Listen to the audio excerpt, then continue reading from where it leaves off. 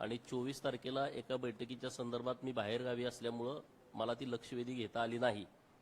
परंतु माननीय अध्यक्ष महोदयांना मी काल विनंती केली होती की विशेष बाब म्हणून मला एका विषयावरती बोलण्याची संधी द्यावी आणि अध्यक्ष महोदयांनी माझी मागणी मान्य केली आणि मला शेवटचं 5 मिनिटं बोलण्याची संधी सभागृहामध्ये दिली.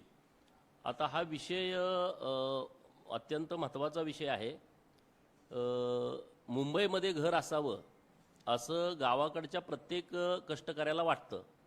मग तो माताडी असेल, भाजीपाल्यामध्ये काम करणार असेल, रिक्षा चालवणार असेल किंवा नोकरी करणार असेल, खाजगी नोकरी असेल किंवा सरकारी नोकरी करणार असेल, ह्या सामान्य लोकांना तर आपलं घर मुंबईमध्ये असावं वाटतं. जुन्या मुंबईमध्ये घेणं आता शक्यच नाही, म्हणून नवीन मुंबईमध्ये लोक घरं घेण्याच्या संदर्भामध्ये विचार करतात आणि आयुष्याची सगळी तुटपुंजी जी रक्कम जमा केलेली असते ते घरासाठी लावतात, कुठं व्याजानं पैसे उचलतात, बँकाकडून कर्ज काढतात आणि घर घेण्याचं स्वप्न पूर्ण करण्याचा प्रयत्न करतात. परंतु एक DDSR ग्रुप नावाचा ग्रुप, एक IRS आहेत सचिन मोटे, त्यांनी त्यांच्या नात्यातल्या लोकांच्या नावावरती वेगवेगळ्या कंपन्या रजिस्टर केलेल्या आहेत आणि त्या कंपन्यांच्या माध्यमातून जवळपास 20 प्रोजेक्ट वेगवेगळे, म्हणजे त्यामध्ये DDSR बिल्डर्स अँड डेव्हलपर्स यांचं DDSR हाईट्स नावाची एक बिल्डिंग सुरू आहे. DDSR बिल्डरची Tathagat housing society, Swapnapurti housing society, Anuvishwa housing society, DDSR Satvik, परत हनी होम्स, मातोश्री ही तर आमदार खासदारांच्यासाठी एक इमारत खारघरमध्ये बनती आहे, त्याचं ह्या लोकांनी काम घेतलेलं आहे. म्हणजे आमचे खिशात आमदार आहेत अशी त्यांची भूमिका आहे. म्हणजे स्टेटमेंट पण त्यांनी केलेले आहेत की अनेक आमदार आमच्या खिशात आहेत, आमदार खासदार, आणि त्या मातोश्री बिल्डिंगचं काम मिळवण्यासाठी जवळपास मध्यस्थ लोकांना 5-1 कोटी रुपये खर्च करून त्यांनी हे बिल्डिंगचं काम घेतलेलं आहे. दुसरं आहे मैत्री हाऊसिंग सोसायटी कळमोली, परत मुंबई अजिंक्यस, मैत्री सानपाडा, DDSR हेरिटेज, कलाकार आणि पत्रकार यांची पण एक सोसायटी आहे. नंतर DDSR ड्रीमवूड, DDSR प्राईड, DDSR अनुपर्व, जय श्री कृष्ण आणि DDSR लक्ष्मी रिव्हरसाईड, अशा वेगवेगळ्या बिल्डिंगचे प्लॉट त्यांनी घेतलेले आहेत. आता हे प्लॉट कुठून घेतले? ही गुंतवणूकदारांची यादी आहे. आता ती फार मोठी यादी आहे. ह्या लोकांच्याकडून पैसे घेतलेले आहेत. दाम दुपटीवर देतो, 9 महिन्यात तुम्हाला दुप्पट करून देतो, 12 महिन्यात दुप्पट करून देतो, 18 महिन्यात दुप्पट करून घेतो, आणि असे हजारो कोटी रुपये या लोकांचे गोळा केलेले आहेत. यातून यांनी प्लॉट खरेदी केलेली आहे. नंतर जेव्हा प्लॉट खरेदी केली त्यामध्ये त्यांनी सोसायट्या तयार केल्या.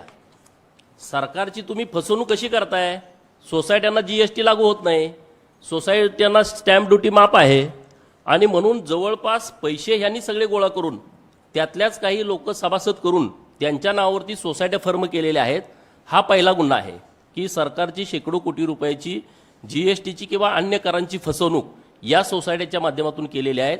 ह्या सोसायट्या नाहीत, हा DDSR ग्रुपचाच प्लान आहे आणि ह्याचे पूर्ण मास्टर ही सगळी लोक आहेत. आता हा विषय का पुढं आला? हा विषय यासाठी पुढं आला की 2020 पासून ह्या लोकांनी बुकिंग घेतलेली आहेत.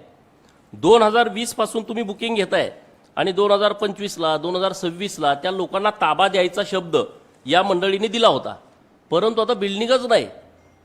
म्हणजे 2021ला बुकिंग घेतलेल्या बिल्डिंगचं परवा दिवशी म्हणजे गुढीपाडव्याच्या दिवशी भूमिपूजन झालंय आणि मग ह्या लोकांना बिल्डिंग मिळणार कधी, फ्लॅट मिळणार कधी? म्हणजे ह्या लोकांची पूर्णपणे फसवणूक झालेली आहे. आता हनी होम्स म्हणून जी बिल्डिंग आहे प्लॉट नंबर 34 सेक्टर नंबर 20 खारघरला, ह्याला CC नाही. CC नसताना तुमचं बांधकाम कसं काय होते? अनेक बिल्डिंगला CC नाही. मग हे जे सगळे सिडकोचे अधिकारी आहेत, त्यांचे कोण आर्किटेक्ट असतील, हे सगळे अधिकारी यामध्ये गुंतलेले आहेत. हे सगळा मोठा फ्रॉड या सगळ्या माध्यमातून सुरू आहे. जेवढी बांधकामं सुरू आहेत, आता ह्या हनी होम्सला 1.97 करोडचा दंड आहे. मग दंड असताना तुम्ही कसं काय काम करू शकता? दंड का अधिकारी भरून घेत नाहीत? मग अधिकाऱ्यांच्यावरती कारवाई करावी लागेल का? काल मला वेळ या विषयावरती सभागृहात मिळाला नाही आणि म्हणून हे सगळं डिटेल लोकांच्या पुढे आलं पाहिजे. बरी आमच्याच गावाकडची लोक आहेत ना, हे करणारे बिल्डर पण आमच्या गावाकडचेच आहेत, परंतु ज्या लोकांनी फ्लॅट बुकिंग केलेले आहेत ती लोक सातारची आहेत, ती लोक सांगलीची आहेत, ती लोक सोलापूरची आहेत, ती अन्य विभागातली लोक आहेत. आणि अशा लोकांची फसवणूक हा स्वतः IRS असल्यामुळं त्या लोकांना धमकी देतो किंवा लोकांना भीती वाटते पुढे येऊन काय करायचं. आता DDSR हेरिटेज नावाची कोऑपरेटिव्ह सोसायटी स्थापन केलेली आहे. आता ह्या 4 मजल्याची CC मिळाली ह्या लोकांना, परंतु ह्यांनी बांधकाम जे चालू केलं आहे ते पुढची CC न घेता चालू केलेलं आहे. 263 फ्लॅटचं बुकिंग केलं आहे आणि बिल्डिंगचं अजून कामच नाही. त्यांना अजून पजेशन पण देतो बोलले होते 2026ला, त्या गोष्टीचं अजून पजेशन पण नाही आहे. रॉयल्टी मोठी ह्यांनी जे मुरुम उत्खनन केलं, माती उत्खनन केलं, त्याचं एक दंडाचं नोटीस त्यांना ड्रीमवूडला प्लॉट नंबर 22 ते 26 सेक्टर 13ला नायब तहसीलदार ठाणे दत्तात्रय बेडे 4291 बरातचं त्यांना नोटीस काढलं, परंतु दंड भरून घेतला नाही. मी काल महसूल मंत्री महोदयांना भेटलो की सगळ्या जेवढ्या 20 सोसायट्या आहेत त्यामध्ये तुम्ही जेवढे ह्यांना उत्खनन केलेलं आहे त्याच्याबद्दलचं तुम्ही माहिती घेतली पाहिजे. आता GST भरली नाही आणि GSTचं नोटीस त्यांना आलं, GSTच्या अधिकाऱ्यांनी का नाही कारवाई केली या सगळ्या विषयावरती. म्हणजे एका बाजूला लोकांच्याकडून करोडो रुपये घेत आहेत, त्यांची फसवणूक करतायत आणि त्यांना बिल्डिंगचा ताबा पण देत नाहीत, अजून ते देऊ शकत नाहीत. आत्ता त्यांच्याकडं बिल्डिंग ह्या लोकांची सगळ्या फसवणूक झाल्या 100%. आज ते दर आठवड्याला बोलवत आहेत, त्यांना जेवण खाणं तुम्हाला देतो देतो देतो. आता मला लोक, काल मी सभागृहात विषय घेतल्यापासून एवढी लोक मला भेटली, सकाळपासून हॉटेलवरती 5-50 लोक मला भेटून गेली. आम्ही त्यांच्याकडे रोज जातोय, ते आम्हाला नंतर देतो, आता ह्याच्यात अडकलंय त्याच्यात अडकलंय. आणि त्यामुळे त्या लोकांची मोठी फसवणूक या सगळ्या लोकांनी केलेली आहे. आता मातोश्री आमदार खासदारांची बिल्डिंग यांनी बांधायला घेतली, बांधायला घेऊन 4 वर्ष झाली, अजून 4था स्लॅब चालू आहे, त्याच्या बाजूची बिल्डिंग पूर्ण झाली. म्हणजे आमदार खासदारांना पण यांनी फसवलंय.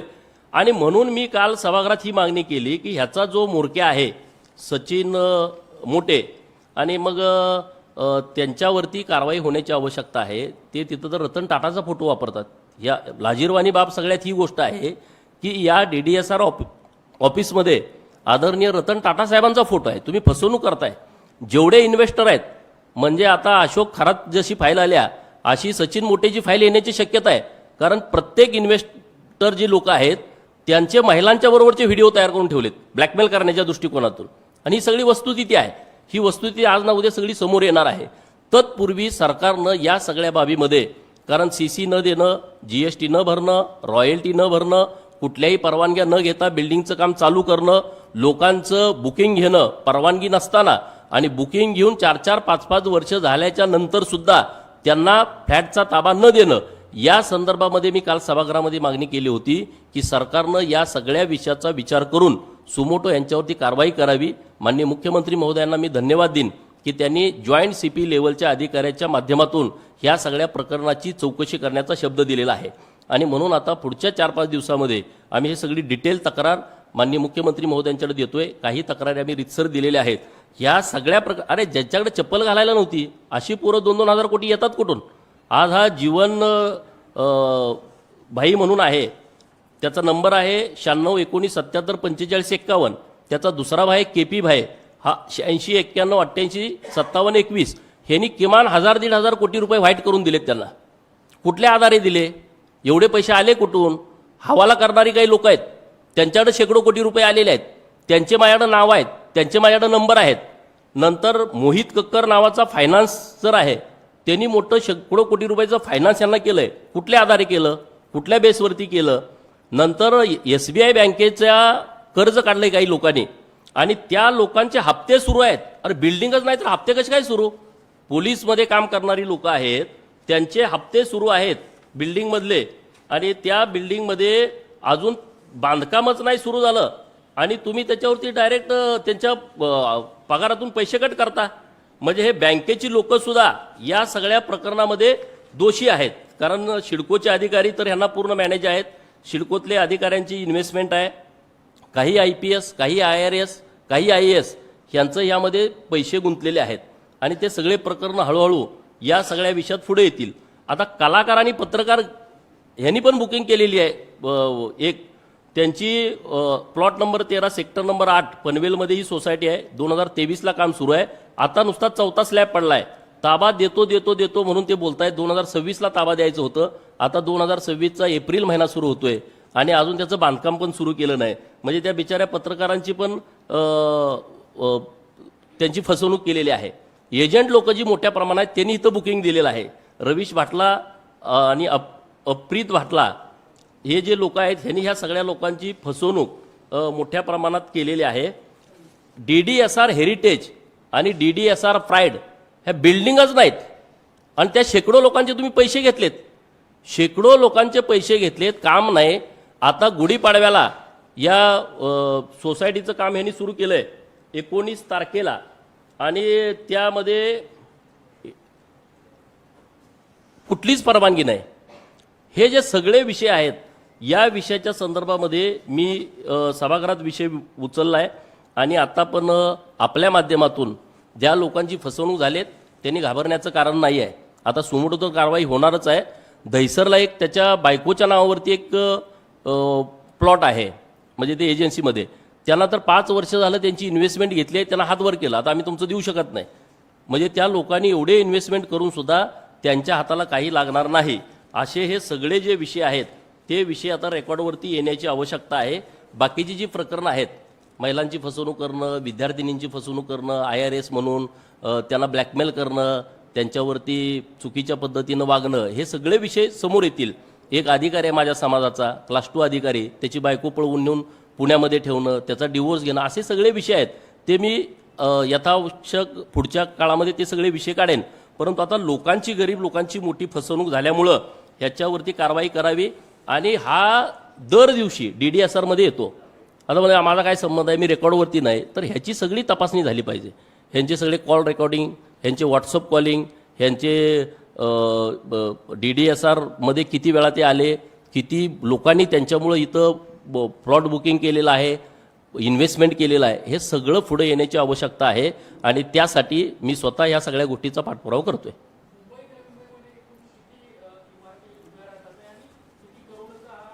एक 2,000 कोटी तर सरासरी, म्हणजे कारण काय आहे, जमीनच ही जवळपास 1,500 कोटीपर्यंतची असेल. 50, 70, 80, 100 कोटीपर्यंतचे एक एक प्लॉट आहेत आणि हे इतकी मोठी रक्कम आहे. आणि लोकांच्याकडून घेतले ग्राहक म्हणून त्यांच्याकडून जे घेतलेले पैसे वेगळे आहेत. 30 लाख, 40 लाख, 50 लाख, 60 लाखापर्यंत त्यांच्याकडून बुकिंग अमाऊंट घेतलेले आहेत. ह्या जवळपास 20 बिल्डिंग आहेत. 20 बिल्डिंग आहेत. आता फक्त एक बिल्डिंग त्यांची तयार आहे कळंबोलीची आणि एखादी दुसरी बिल्डिंग होऊ शकते, बाकीच्या बिल्डिंग तयार होणार नाहीत. आता ते मी कॉन्ट्रॅक्टरांची माहिती घेतली की 50 कोटी रुपये ते कॉन्ट्रॅक्टरचेच देणे आहेत. संडास बांधायला 4 माणसं लागतात, ह्यांची बिल्डिंग बांधायलाच 10-20 माणसं असतात मुंबईमधली बिल्डिंग बांधायला. अशी परिस्थिती इथं आहे. म्हणजे माझं म्हणणं कसं आहे, गावाकडच्या लोकांची तुम्ही फसवणूक करता, मिजाजगिरी करता, पैशाची उधळण करता. 10-10 कोटीची घरं गावाकडे बांधलेली आहेत. अरे तुम्हाला चपल्या घालायला नव्हत्या 2-4 वर्षापूर्वी. तुम्ही गरीब लोकांच्या जीवावरती आज गाड्या घेऊन फिरताय, रेंज रोव्हर सारख्या, LC सारख्या गाड्या तुम्ही घेताय, फिरताय. लोकांना घरं द्या ना आणि परत मग तुमचा रुबाब करा. ज्या लोकांनी इन्व्हेस्टमेंट केली ते आमची दुकानदार लोक आहेत, सोना चांदीमध्ये काम करणारे. त्या लोकांचा विश्वास संपादन करून मी IRS आहे, तुमचं सोनं पकडलं का मी सोडवतो, सोन्यावरती निम्मे परत सोनं घ्यायचं, नंतर फेक रेट टाकायच्या. महाराष्ट्रामध्ये अनेक फेक रेट या IRSनं टाकलेले आहेत. म्हणजे जवळच्या मित्रांना रेट टाकायला पाठवायचं, रेट टाकायची आणि मग सगळी तपासणी करायची. मग त्यांना बोला तुमचा कोण एखादा मित्र आहे का, मग ते म्हणाल आमचा सचिन मोठे मित्र आहे. अहो बोला, त्यांचं हे साहेबांचं खूप जवळचं आहे. आणि मग त्यांना सांगायचं आणि मग त्या एका महाराष्ट्रातल्या अतिशय मोठ्या माणसावरती रेट टाकली 2 वेळा. खरोखर जेव्हा रेड पडली तेव्हा हा गायब झाला, कारण तो जेलमध्ये गेला. 2 रेड अशा टाकल्या की त्यांच्याकडून करोडो रुपये त्यांनी गोळा केलेले आहेत. जवळचे जेवढे आमचे दुकानदार आहेत ते सगळे लॉर्ड लोक आहेत, अखंड देशभर सोना चांदीचा व्यापार करणारी लोक आहेत. त्यांच्या घरी जायचं, त्यांची माहिती घ्यायची आणि मग लगेच कोणाला तरी तिथं रेडला पाठवायचं 1-2 महिन्यानंतर आणि परत ते रेडमधून बाहेर काढायचं, पैसे घ्यायचे. सोन्यामध्ये व्यापार करणारी लोक आहेत, त्यांचं सोनं पकडून द्यायचं, परत तिथल्या अधिकाऱ्याला सांगून निम्म करून घ्यायचं. आणि दुर्दैवाची बाब, माझे दुकानदार बांधव आहेत, त्यांच्या घरच्यांच्या बाबतीमध्ये खूप चुकीचं वागलं जात आहे. त्यांच्या मुलींना मुंबईला बोलवायचं, त्यांच्या सोनांना मुंबईला बोलवायचं, इथं ड्रगच्या पार्ट्या करायच्या, असं घाणेरडं काम हे इथं सुरू आहे. आणि म्हणून म्हणलं की एकदा या विषयावरती आपण बोलण्याची आवश्यकता आहे, कारण माझ्याच गावाकडची लोकं फसतायत ना. हे जरी माझ्या गावाकडची लोकं असली, ही 2-4 लोकं आहेत, हजारो लोकांची फसवणूक होते आणि त्याला वाचा फुटावी यासाठी वरिष्ठ अधिकाऱ्यांच्या माध्यमातून चौकशी व्हावी ही मागणी माननीय मुख्यमंत्री महोदयांनी मान्य केली आहे. तर आम्ही व्यवस्थित रीतसर सर्व कंप्लीट आम्ही त्यांच्याकडे देतोय.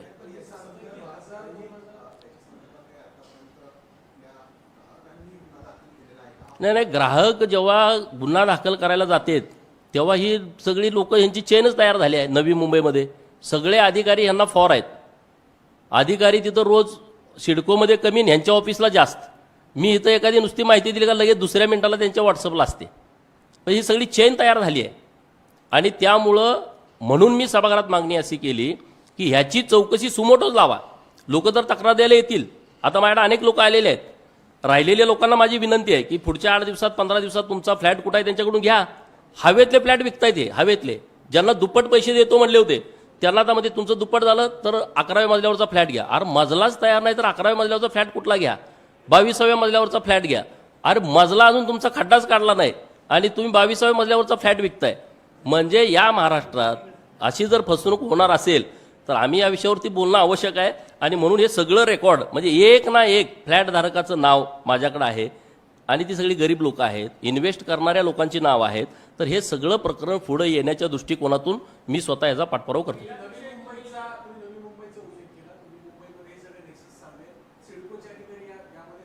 100% असल्याचे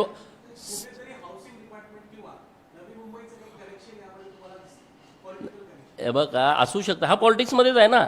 हा नुसता नावालाच अधिकार आहे. हा ह्याच्या घरी सगळे पॉलिटिकल जे लोक आहेत ते सगळे लोक येतात. त्या विषयावरती मला जायचं नाही. मला हे पॉलिटिक्सला न्यायचं नाही. तो नंतरचा विषय येऊ. त्यांच्याकडून काय रिप्लाय येते त्यावर बघू आपण. परंतु ही लोकांची जी फसवणूक आहे. अरे आमदाराला फसवताय तुम्ही. आमदारांना तुम्ही 3-4 वर्षापूर्वी त्याचं भूमिपूजन झालंय. आता 4था स्लॅब चालू आहे. आता 3-4 वर्षात मुंबईमध्ये बिल्डिंग होती की नाही होती सांगा. आता मोठेपणा करायचा म्हणून आमदार माझ्या खिशात आहेत म्हणून त्यांनी 3600 रुपये बांधकामाला खर्च येतोय. 2400ला काम घेतलंय. असले सगळे उद्योग आहेत.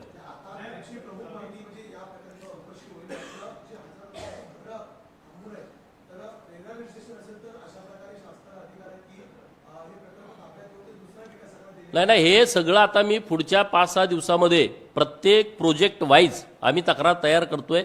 वकील लोक मी या सगळ्या कामावरती बसवलेले आहेत. तशा पद्धतीची पूर्ण तक्रार तयार करून माननीय मुख्यमंत्री महोदयांच्याकडे जाणार. माननीय मुख्यमंत्री महोदय ज्या अधिकाऱ्याची नेमणूक करतील त्यांच्यापर्यंत हे सगळे पुरावे देऊन ह्यांच्यावरती कायदेशीर कारवाई झाली पाहिजे.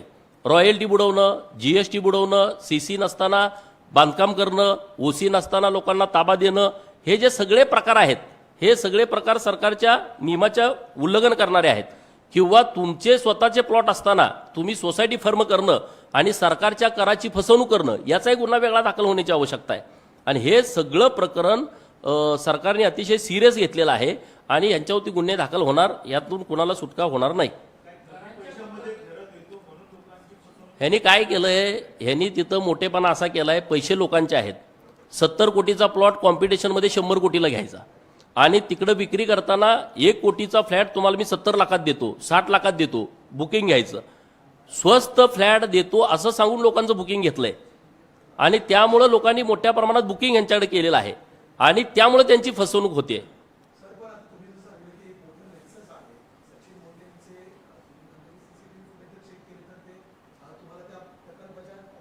हजार वेळा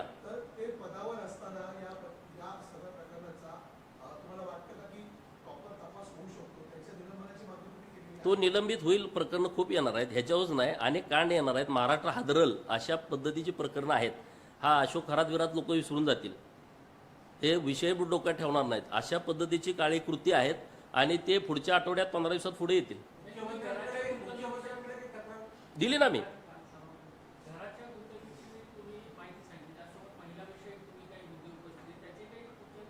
महिलांच्या विषयी अनेक पुरावे आहेत. काही मुली मला भेटून गेलेल्या आहेत परंतु त्या इतक्या घाबरतेत.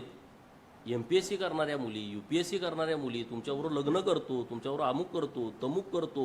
म्हणजे आता तो विषय सांगण्यासारखा नाही अशा पलीकडचं आहे. म्हणजे महाराष्ट्रात असं कुठल्याच अधिकाऱ्यानं कांड केलं नसेल असं कांड पुढे येऊ शकतं. म्हणजे असं कुणीच नसेल केलं. अशा पद्धतीचे सगळे प्रयोग पुढे येणार आहेत. पण तेव्हा आपण पुढच्या ह्याच्यात बघू. आता हा सगळा ग्राहक लोकांचा विषय आहे, गुंतवणूकदार लोकांचा विषय आहे. त्यांच्या फसवणुकीच्या संदर्भातली ही आजची प्रेस आहे आणि त्याचा मी व्यवस्थितपणे पाठपुरावा करतोय. आणि ह्याचा हेतू आजचा माझा एवढाच आहे आम्ही निवडणुकांपर्यंत सगळ्या कुठल्याच विषयात ह्या बोललो नाही, परंतु लोकांची फसवणूक होते, गावाकडच्या लोकांची फसवणूक होते. आणि माझं घर नाही अजून मुंबईत, मी आज आमदार आहे, 6 वर्ष झालं आमदार. हे काय उघडच आहे.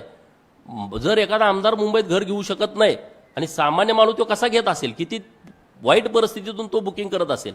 माथाडीमध्ये काम करणारी पोरं आहेत आमची, दिवसभर रात्र गाढवासारखं ओझं वाहत आहेत आणि त्यातले पैसे काढून त्या ह्याच्यात भरलेले आहेत. ह्यांचा रुबाब, पल्लवी हॉटेलला या, जेवणाच्या पार्ट्या देतो, तुम्हाला हे करू, मग लोक अरे ठीक आहे आता पुढच्या आठवड्यात देतील.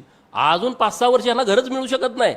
18-18, 14-14 मजल्याच्या बिल्डिंग आहेत, ज्याचा अजून पायाच काढला नाही आणि ज्यांचा ताबा 25ला आणि 26ला द्यायचा होता, त्यांचा आता ताबा देणार कसं. त्या लोकांची पूर्ण फसवणूक झाली आहे. आणि ह्यांचं कसं झालंय, त्या कंपन्या नसतात का, ह्याचे पैसे घ्यायचे त्याला द्यायचे दुप्पट, त्याचे घ्यायचे त्याला तिप्पट.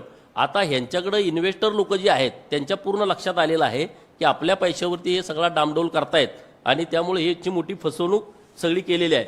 दुसरा जो विषय आहे त्यामध्ये जे तिथले जे त्यांचे वास्तू सल्लागार आहेत त्यांच्यावरती पण गुन्हा दाखल होण्याची आवश्यकता आहे. सिडकोचे जे अधिकारी आहेत त्यांनी CC नसताना त्यांना कशा पद्धतीनं बांधकाम करण्याला परवानगी दिली, त्या लोकांच्यावरती गुन्हा दाखल होण्याची आवश्यकता आहे. GSTचे जे अधिकारी आहेत, मुलकर मॅडम यांच्याकडे हा सगळा विषय आहे, त्या लावून धरतायत. त्या एकदम स्ट्रिक्ट मॅडम आहेत असं मला कळालं, दीपाली पिलारी मॅडम आणि मुलकर मॅडम. तर हे सगळे ह्या विषयात त्यांनी सिरियस घ्यावं. गोडके नावाचा GSTचा कोणतरी कमिशनर आहे, तो त्यांना मदत करतोय. म्हणजे अशी एक अधिकाऱ्यांची मोठी चेन तयार झालेली आहे. तर ह्याच्या संपूर्ण खोलामध्ये आता मी जातोय, आणखी काही माहिती मला प्राप्त होते, त्या पद्धतीनं मी माननीय मुख्यमंत्री महोदयांच्याकडे ह्या सगळ्या गोष्टींचा तक्रार करेन.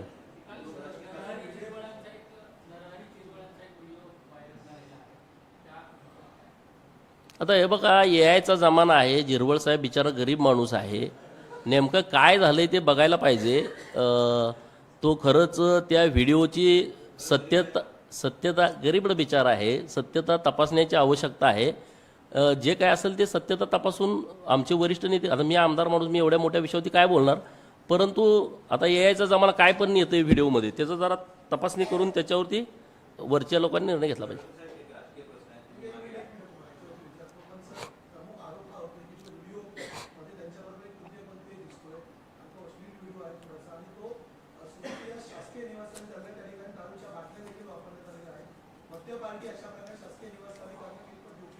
नाही, मी काय म्हणतोय, आधी व्हिडिओची सत्यता तर येऊ द्या ना, काय नेमकं व्हिडिओ खरा आहे का खोटा आहे का, आता काही त्या AIच्या माध्यमातून करता येतंय. त्यामुळं आता वरिष्ठ लोक व्यवस्थित त्याची तपासणी करून, दुसऱ्या कोणाचा असतं तर मी बोललो असतो जोरात, मी अशा लोकांच्यावरती बोलत नाही.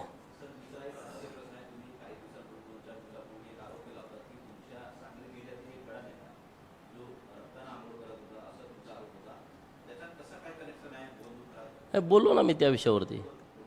हे बघा, विषय माझा प्रश्न काय आहे की ही जी लोक आहेत ती पुरोगामी लोक आहेत. भाषणामध्ये ते काय सांगतायत की फुले शाहू आंबेडकरांचे विचाराचे आम्ही पाईक आहोत. मग तुम्ही पुरोगामी आहात, मग त्या बाबाकडे गेला का, माझा पहिला प्रश्न हा आहे. म्हणजे एक तर तुम्ही पुरोगामी नाही, मताच्या राजकारणासाठी तुम्ही पुरोगामी आहात असं महाराष्ट्रातल्या लोकांना सांगता, तुम्ही देव धर्म मानत नाही, देवाला तुम्ही शिव्या देणाऱ्या लोकांच्या सोबत असता, आणि मग अशा भोंदूबाबाची तुम्हाला गरज का पडली, हा माझा साधा सोपा प्रश्न आहे आणि त्याच्याबद्दल मी व्यवस्थित बोललोय.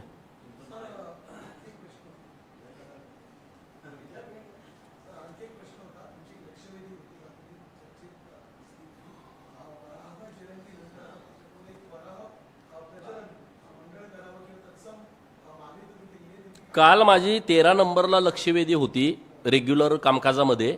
सकाळच्या स्पेशल सिटिंगमधल्या लक्षवेधी झाल्या, परंतु रेग्युलर कामकाजातल्या लक्षवेधी होऊ शकल्या नाहीत वेळेअभावी. त्यामध्ये माझी लक्षवेधी वराह पालनाच्या संदर्भातली होती. वडार, कुंची, कोरवी, सिकलगारी, वैदू, डोंबारी, कैकाडी असा जो भटका समाज आहे, ह्या समाजाचा हा पहिल्यापासून 2000 वर्षापासूनचा हा त्यांचा परंपरागत व्यवसाय आहे. म्हणजे हे नुसतं वराह पालन नाही, त्यांची ती फिरती बँक आहे. यावरतीच त्यांचं कुटुंब चालणं, मुलाचं शिक्षण, घरदारं बांधणं, हे सगळे विषय त्याच्यावरती चालत आहेत. परंतु आता काही सरकारनं म्हणजे अहिल्यानगरमध्ये परवा त्यांना सगळे कोंडून टाकले. अरे भाई, हा काय पर्याय नाही ना. आणि ह्याच्या संदर्भातली माझी काल लक्षवेधी होती की वराह पालनाच्या संदर्भामध्ये एक विकास महामंडळ राज्य सरकारनं घोषित करावं. हे सगळे भटक्या समाजातली लोक आहेत, यांच्याकडे जमीन नाही. यांना वराह पालन करण्याच्या दृष्टिकोनातून राज्य सरकारनं जमीन उपलब्ध करून द्यावी आणि त्यांना आर्थिक सहाय्य करावं, अशा पद्धतीची एक लक्षवेधी मी काल सभागृहामध्ये मांडली होती. आणि ह्या सगळ्या विषयामध्ये स्वतंत्र महामंडळ स्थापन करून त्याला मोठं आर्थिक बजेट द्यावं, त्याला अध्यक्ष उपाध्यक्ष द्यावा, त्याला राज्यमंत्री पदाचा दर्जा द्यावा, अशा पद्धतीची माझी काल लक्षवेधी होती. परंतु वेळेअभावी ती झाली नाही. परंतु मी आता या सगळ्या विषयामध्ये पाठपुरावा करणार आहे. आता हे माननीय पशुसंवर्धन मंत्री महोदयांचा विषय आहे. मी त्यांच्याकडे पाठपुरावा करेन, मुख्यमंत्री महोदयांच्याकडे पण करेन.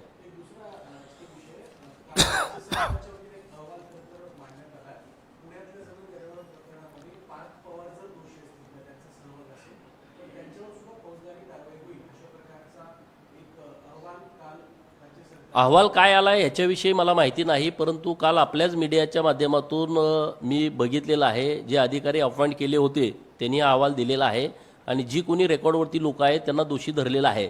तर आता अहवालात नेमकं काय आहे याच्याबद्दलची मला एवढी डिटेल माहिती नाही.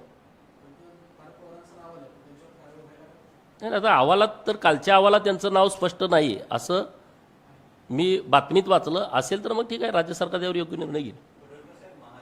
खानापूर तालुक्यातील एकमेव सर्वसमावेशक हक्काचं न्यूज चॅनल विटा लाईव्ह न्यूज चॅनल.